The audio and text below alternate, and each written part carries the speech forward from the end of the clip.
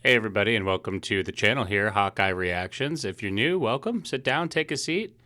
I got my trusty cat here, Oscar. Snuggle. We're getting some snuggles in this morning, but he's here he likes to react with me once in a while. So, anyways, I have well, there he goes. Never mind.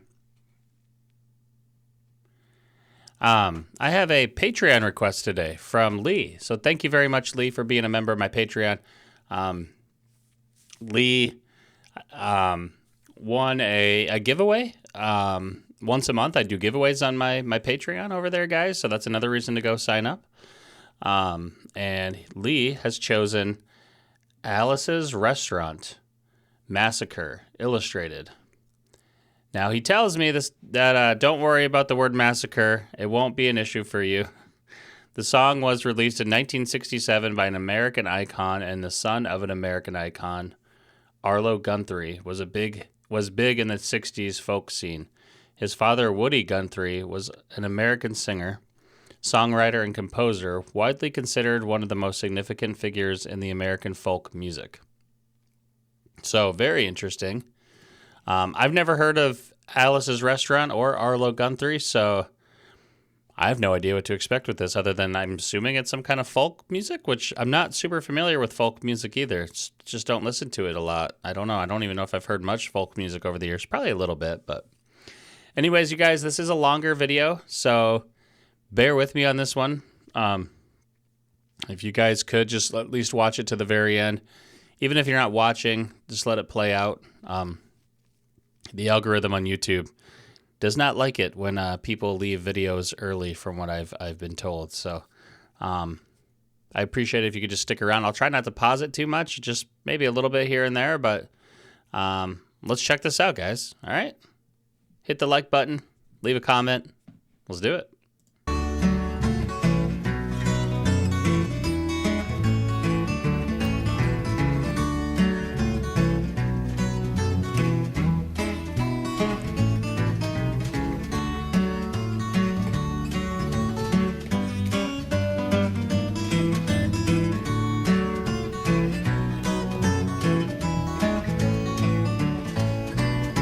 This song's called Alice's Restaurant. It's about Alice and the restaurant.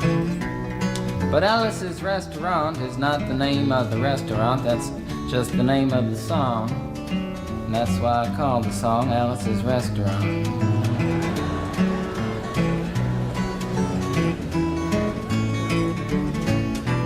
You can get anything you want at Alice's Restaurant. You can get anything you want at Alice's Restaurant. Walk right in, it's around the back, just a half a mile from the railroad track. And you can get anything you want at Alice's Restaurant.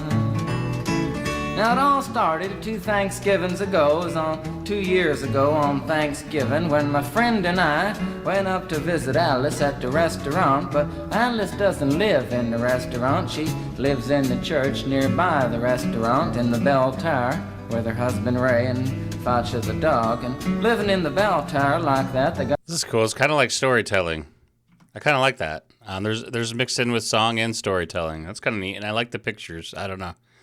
I'm a picture learner, so it gives me a nice visual.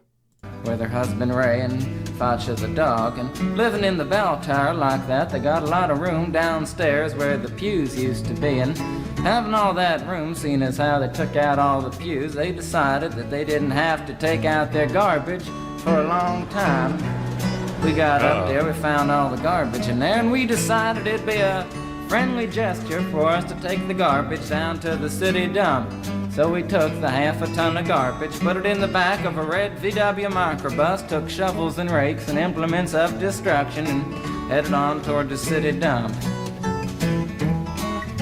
Well, that was we got nice there, and there's a big sign and a chain across the dump saying closed on Thanksgiving. And we had never heard of a dump closed on Thanksgiving before, and with tears in our eyes we drove off into the sunset looking for another place to put the garbage.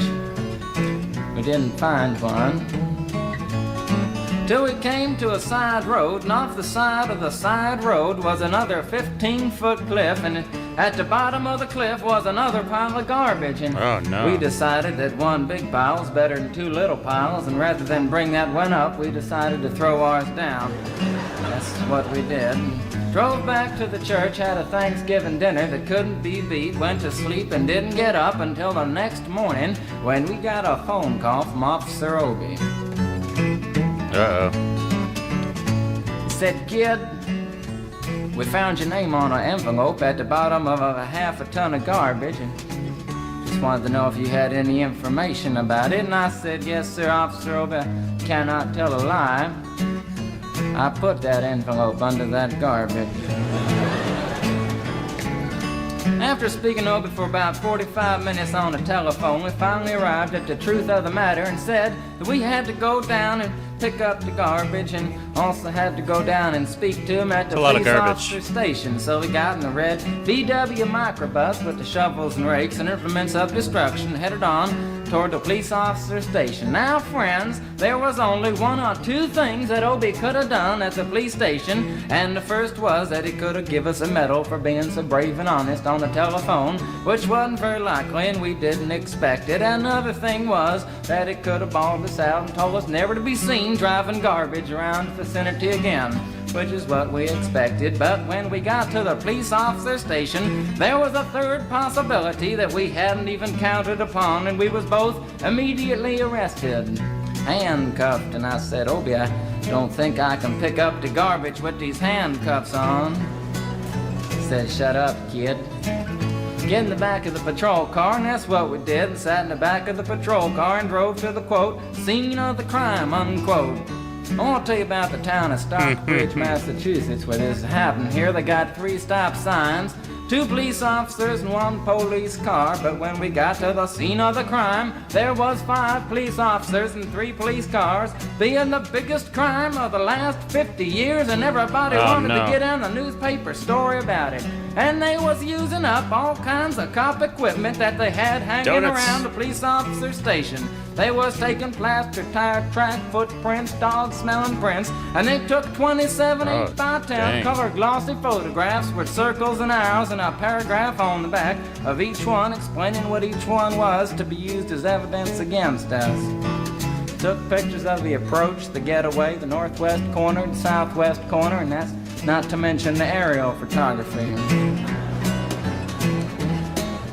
After the ordeal, we went back to the jail. Obie said he was going to put us in the cell. Said, "Kid, I'm going to put you in the cell. I want your wallet and your belt." And I said, "Obie, I can understand you want my wallet so I don't have any money to spend in the cell, but what do you want my belt for?" And it said, "Kid, we don't want any hangings." Said, "Obie, did you think I was going to hang myself for littering?" Obie said he was making sure, and friends Obie was, 'cause he took out the toilet seat so I couldn't hit myself over the head and drown. And he took out the toilet paper so I couldn't bend the bars, roll the toilet paper out the window, slide down the roll, and have an escape. Obie was making sure, and it was about 4 or 5 hours later that Alice, remember? That'd be some strong-ass toilet paper if you could do that. I'm not gonna lie. This is Alice. crazy. A song about Alice. Alice came by and with a few nasty words to Obie on the side, bailed us out of jail. We went back to the church, had another Thanksgiving dinner that couldn't be beat, and didn't get up until the next morning when we all had to go to court. We walked in, sat down. Obie came in with the 27 8x10 colored glossy pictures with the circles and arrows and a paragraph on the back each one. Sat down. Man came in, said, "All rise." We all stood up, and Obie stood up with the 27 8x10 colored glossy pictures, and the judge walked in, sat down with the seeing-eye dog, and he sat down. We sat down. Obie looked at the seeing-eye dog. Then the 27 8x10 colored glossy pictures with the circles and arrows and a paragraph on the back of each one, and looked at the seeing-eye dog. And then the 27 8x10 colored glossy pictures with the circles and arrows and a paragraph on the back of each one, and began to cry, cause Obie came to the realization that it was a typical case of American blind justice and there wasn't nothing he could do about it. And the judge wasn't gonna look at the 27 8x10 colored glossy pictures with the circles and arrows and a paragraph on the back of each one explaining what each one was to be used as evidence against us. And we was fined $50 and had to pick up the garbage in the snow, but that's not what I came to tell you about. Came to talk about the draft. We got a building down New York City, it's called Whitehall Street, where you walk in and you get injected, inspected, detected, infected, neglected, and selected. I went down to get my physical examination one day, and I walked in, I sat down, got good and drunk the night before, so I looked and felt my best when I went in that morning. Cause I wanted to look like the all-American kid from New York City. Man, I wanted to feel like I wanted to be the all-American kid from New York, and I walked in, sat down, I was hung down, brung down, hung up, and all kinds of mean, nasty, ugly things. And I walked in, I sat down, he gave me a piece of paper, said, kid, see the psychiatrist, room 604. And I went up there, I said, shrink, I want to kill. And I want to kill. I want to see blood and gore and guts and veins in my teeth. Eat dead, burnt bodies. I mean, kill. Kill! Kill! Kill! And I started jumping up and down, yelling, kill! Kill! And it started jumping up and down with me, and we was both jumping up and down, yelling, kill! Kill! And the sergeant came over, pinned the medal on me, sent me down the hall. There you go. Got your medal now. Didn't feel too good about it. Proceeded on down the hall, getting more injections, inspections, detections, neglections, and all kinds of stuff that they was doing to me at the thing there. And I was there for 2 hours, 3 hours, 4 hours. I was there for a long time, going through all kinds of mean, nasty, ugly things, and I was just having a tough time there. And they was inspecting, injecting every single part of me, and they wasn't leaving no part untouched. Proceeded through, and when it finally came to see the very last man, I walked in, sat down after a whole big thing there, and I walked up and said, what do you want? He said, kid, we only got one question. Uh-oh. Have you ever been arrested? Oh. And I proceeded to tell him the story of Alice's restaurant, Massacre, with full orchestration and 5-part harmony and stuff like that, and then other phenomena. Stopped me right there and said, kid, did you ever go to court? I proceeded to tell him the story of the 27 8x10 colored glossy pictures with the circles and arrows and a paragraph on the back of each one. It stopped me right there and said, kid, I want you to go over and sit down on that bench that says Group W. Now, kid.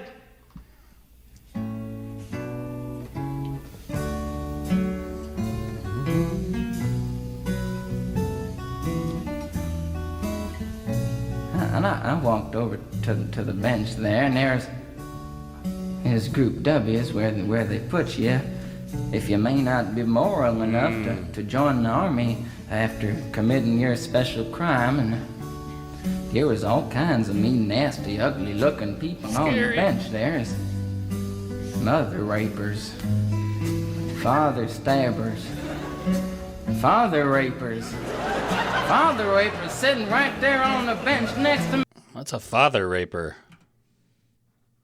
Father rapers sitting right there on the bench next to me, and one, they was mean and nasty and ugly and horrible and crime-fighting guys are sitting there on the bench. And the meanest, ugliest, nastiest one, the meanest father raper of them all, was coming over to me, and he was mean and ugly and nasty and horrible and all kinds of things. And he sat down next to me and said, kid, what'd you get?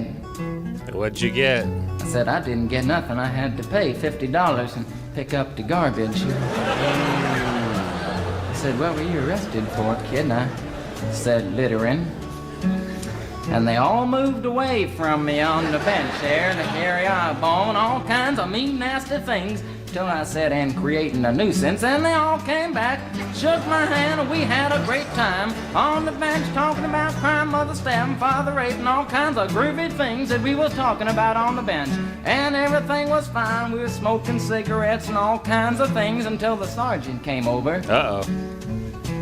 Had some paper in his hand, held it up and said, "Kids, this piece of paper's got 47 words, 37 sentences, 58 words. We want to know details of the crime, time, the crime, and that kind of thing. You got to say pertaining to it about the crime. Want to know the rest of the officer's name, and that kind of thing. You got to say in a talk for 45 minutes. Oh, my God. Nobody understood a word that he said, but we had fun filling out the forms and I didn't playing with the understand pencils anything. on the bench there. And I filled out the Massacre with the 4-part harmony and wrote it down there just like it was, and everything was fine, and I put down a pencil and I turned over the piece of paper, and there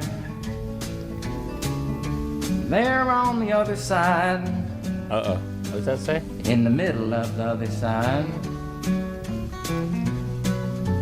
away from everything else on the other side,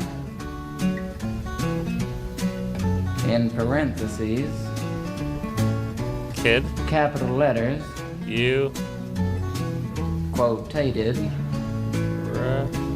read the following words.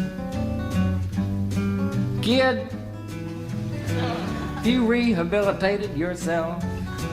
I went over to the sergeant and said, "Sergeant, you've got a lot of damn gall to ask me if I've rehabilitated myself. I'm sitting here on the bench. I'm sitting here on the Group W bench. Group W bench. Cause you want to know if I'm moral enough to join the army, burn women, kids, houses, and villages after being a litter bug."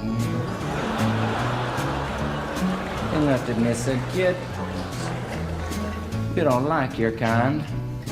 Ooh. We're gonna send your fingerprints off to Washington, and friends, somewhere in Washington, enshrined in some little folders, a study in black and white of my fingerprints.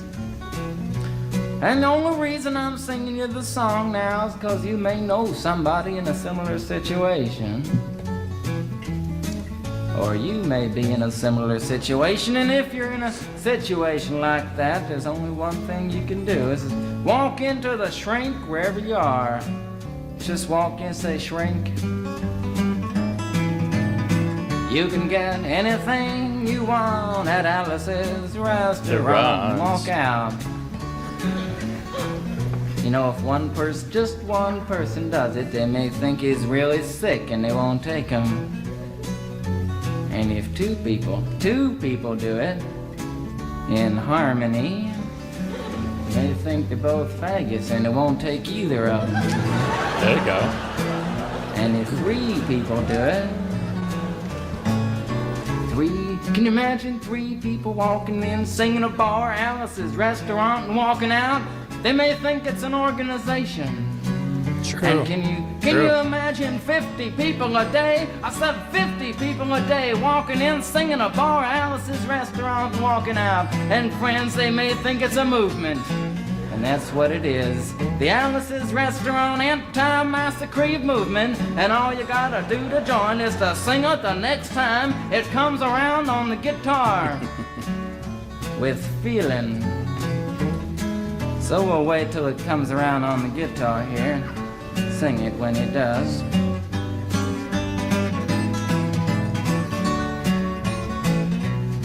Here it comes. You can get anything you want at Alice's restaurant. You can get anything They're all singing along you now. want at Alice's restaurant. Walk right in, it's around the back, just a half a mile from the railroad track. And you can get anything you want at Alice's restaurant. That was horrible. If you want to end war and stuff, you gotta sing loud. You could put a lot. I've been singing the song now for 25 minutes. I could sing it for another 25 minutes. I'm not proud or tired. So we'll wait till it comes around again, and this time with 4-part harmony and feeling. We're just waiting for it to come around is what we're doing. We're waiting.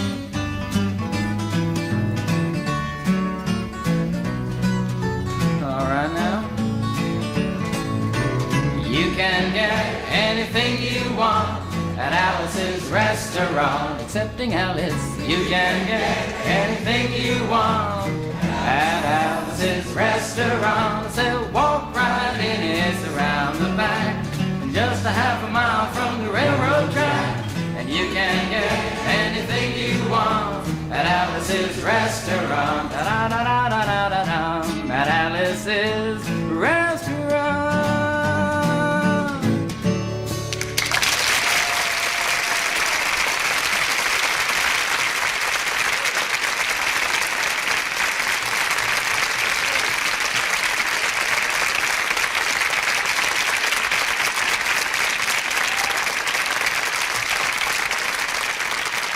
That was funny.